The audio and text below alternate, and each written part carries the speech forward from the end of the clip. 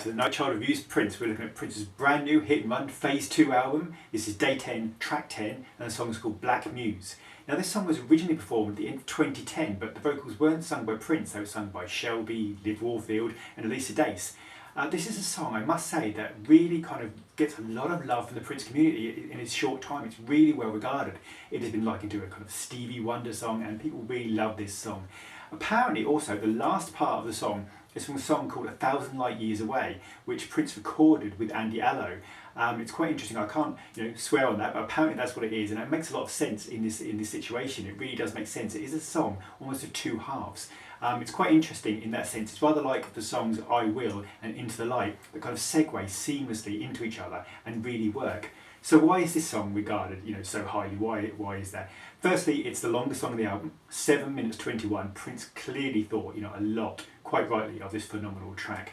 In the first 5 seconds of this song, you're in for a treat. I mean, there's this rubbery, deep, resonating bass, and it's coupled with this kind of thumping drum. You can just kind of hear the fretwork, on the bass so clearly. It's so amazing. It's just within the first 5 seconds, this is going to be good. Prince starts with the lyrics, "Black Muse, can I talk to you? What I've got to share is mighty good news."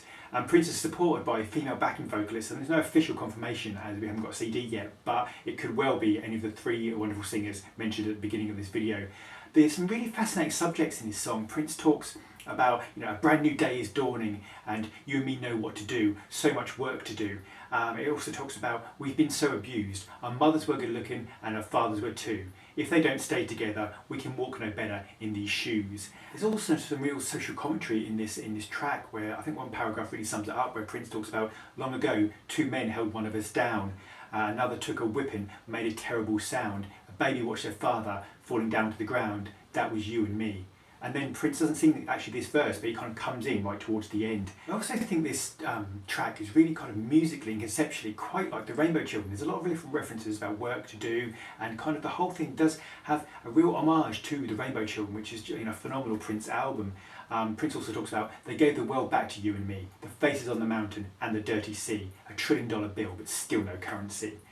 We're going to make it through. Surely people that created rhythm and blues, rock and roll and jazz, we were built to last, which is a great line. This is mad, we're not even halfway through this track. But anyway, at 2:43 you've got this kind of waterboard, kind of water drip, kind of keyboard, which really works really well in the background.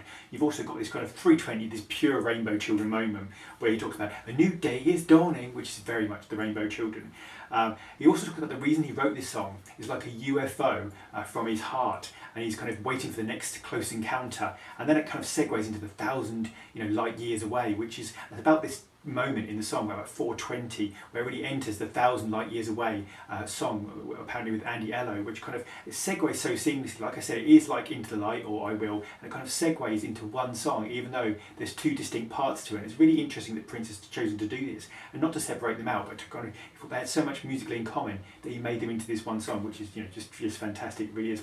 If you want an example, I think, of kind of pure musical instrumentation, of production mastery, of just talent kind of born out of experience and perfection of an art, this really is it. There's kind of touches of gospel, there's fantastic hornwork, there's melodies to move you, there's kind of step changes.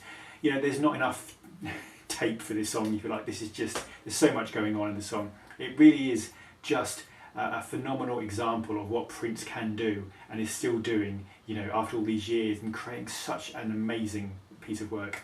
Anyway, if you thought that was good, tomorrow we're going to look at Revelation. Oh, wow.